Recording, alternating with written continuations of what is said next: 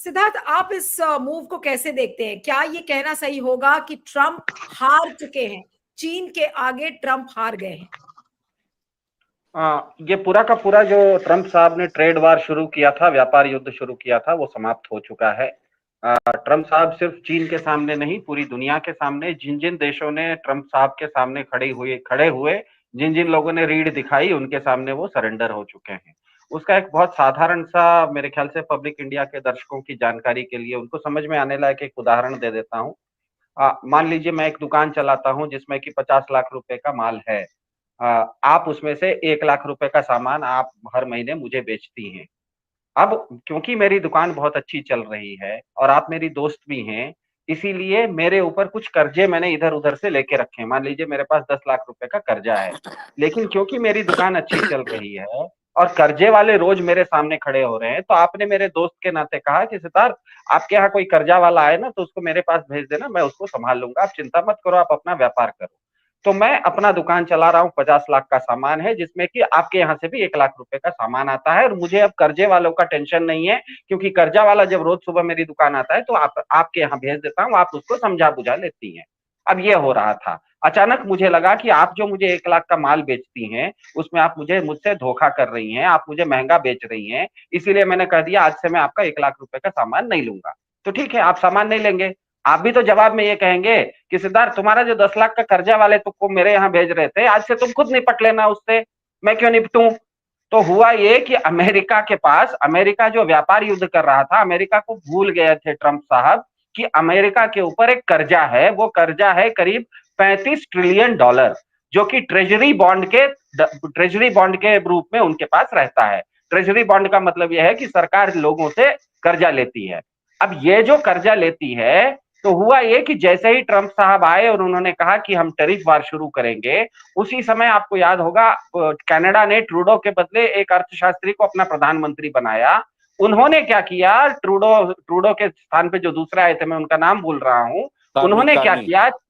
हाँ सर, सही बात कहा उन्होंने। तो उन्होंने क्या किया, जापान से बात की, चीन से बात की और यूरोपियन यूनियन से बात की, क्योंकि कनाडा के पास अमेरिका का 350 बिलियन डॉलर अमेरिका का कर्जा कनाडा के पास है। मतलब अमेरिका का ट्रेजरी बॉन्ड कनाडा के पास है। जापान के पास करीब 1.2 ट्रिलियन डॉलर्स का ट्रेजरी बॉन्ड अमेरिका का जापान के पास है। चीन के पास 750 बिलियन डॉलर का अमेरिका कर्जा चीन के पास है। ईयू के पास 700 बिलियन डॉलर है। और इन सबके तुलनात्मक दृष्टि से देखिए तो भारत के पास केवल 200 बिलियन डॉलर अमेरिकी ट्रेजरी बॉन्ड है। मतलब इन लोगों ने, मैंने कहा कनाडा, जापान, चीन और यूरोपियन यूनियन ने अमेरिका का कर्जा अपने पास रख लिया था, तो अमेरिका हल्का था। उन्होंने क्या किया, जैसे ही कनाडा के नए प्रधानमंत्री आए, इन्होंने चीन से, जापान से, कनाडा से बातचीत करके अमेरिका का ट्रेजरी बॉन्ड वापस बाजार में बेचना शुरू कर दिया। और इसका डाटा ये बताता है, मैं अभी एआई से पूछ रहा था कि मार्च 2024 में कुल मिला के दुनिया भर में 500 बिलियन डॉलर अमेरिकी ट्रेजरी बॉन्ड बिके थे, लेकिन एक साल बाद मार्च 2025 में वो 800 बिलियन डॉलर हो गया। मतलब 2.5 गुना ज्यादा, करीब करीब 1.25 गुना ज्यादा हो गया।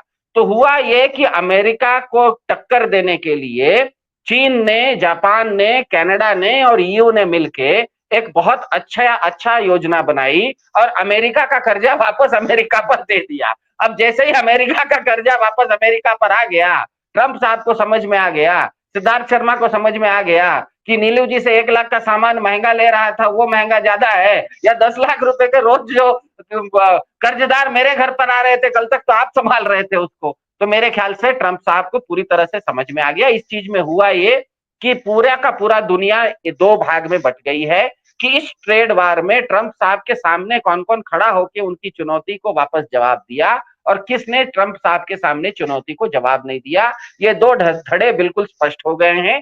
भारत इसमें दूसरे धड़े में है। सिद्धार्थ, मैं अब आपके पास आती हूँ कि अब आपको क्या लगता है ये जो सिचुएशन बनी है जहां पर टैरिफ्स को एग्जेम्प्ट किया है और जिस तरीके का रिस्पांस चाइना ने दिया है, अब हम क्या कहें? क्या हम ये कहें कि चाइना अमेरिका से आगे चला गया है? चाइना 10 हाथ आगे है समय डोनाल्ड ट्रंप से। भले ही डोनाल्ड ट्रंप ने अपना एक आने के बाद उन्होंने बहुत नॉइज किया हो अपने टैरिफ्स के जरिए, फॉरेनर्स को एलियंस बताकर, वो सारी चीजें कहीं ना कहीं धराशायी हो रही हैं। तो क्या हम ये कहें कि चाइना अब डिप्लोमैटिकली और otherwise also in terms of power, क्या चाइना अमेरिका से आगे निकल गया है? हाँ, चाइना अमेरिका से आगे नहीं निकलता, दोनों एक कंपटीशन में थे, काफी नजदीकी कंपटीशन था, लेकिन ट्रंप साहब ने पिछले 3 महीने में अमेरिका को जबरदस्ती पीछे खींच लिया है। चाइना आगे नहीं निकला था, लेकिन अमेरिका ने खुद अगर दौड़ से वो उल्टी दिशा में दौड़ने लगिएगा तो जो सामने वाला है उसको दुगना वो उसी गति से दौड़ेगा, लेकिन वो दुगना आपसे ज्यादा आगे बढ़ जाएगा।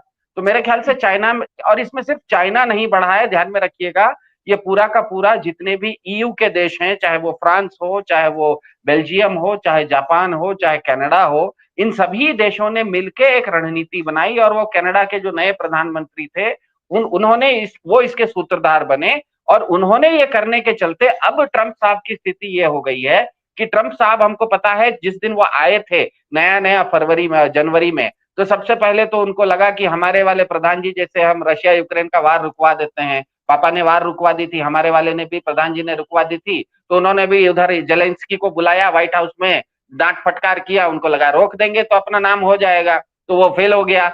जब वो फेल हो गया तब उन्होंने अपना नाम कमाने के लिए, क्रेडिट लेने के लिए दूसरा चीज शुरू किया, वो शुरू किया ट्रेड वार। आप ध्यान में रखिएगा, आए थे तो ट्रेड वार से शुरुआत नहीं की थी, आते ही सबसे पहले इन्होंने जेलेंस्की को, यूक्रेन रशिया को कहा कि तुम लोगों का मैं सल्टा दूंगा। जब वहां फेल हो गए तो दूसरा हाथ लगाया दूसरे मामले में, वो था ये ट्रेड वार।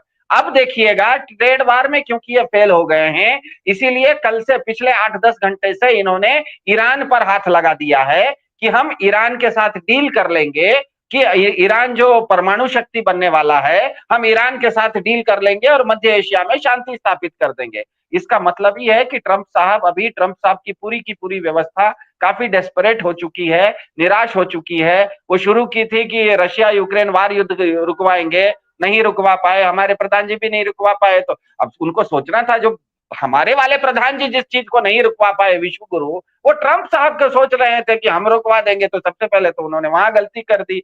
जब वहां गलती कर दी तो फिर उन्होंने सोचा कि चलो, हमारे वाले ने एक बहुत बड़ी नोटबंदी करके बहुत बड़ा अर्थव्यवस्था को भूचाल ले आए थे, तो हम पूरे दुनिया में सामान बंदी करवा देते। इन्होंने तो नोटबंदी की थी, हमारे वाले ने, उन्होंने कहा कि हम सामान की बंदी करवा देंगे, टैरिफ वार शुरू कर दिया, अब उसमें भी मुंह की खा गए हैं। तो अंतिम अभी वो हाल फिलहाल में पिछले 8-10 घंटों में वो लगे हुए हैं कि किसी तरह से ईरान के साथ कोई समझौता हो जाए, ताकि कम से कम हम दुनिया को अपना चेहरा दिखा सकें कि नहीं, अमेरिका और कुछ नहीं तो कम से कम ईरान के साथ दुनिया भर में शांति स्थापित करने के लिए हम किसी एक देश को परमाणु शक्ति बनने से रोकने में हम कोई बहुत बड़ा तीर मार लिए हैं। मेरे ख्याल से ट्रंप का पूरा एडमिनिस्ट्रेशन अभी वो पूरी तरह से डेस्परेट है, निराश है, इसीलिए वो अपने आप को, वो जो मतलब चीजों को, जो बड़ी चीज में हाथ लगा रहा था, रशिया यूक्रेन वार, उससे हाथ निकाल के ट्रेड वार में उतरा, अपने आप को डिमोट किया, अब डिमोट होके चला गया है कि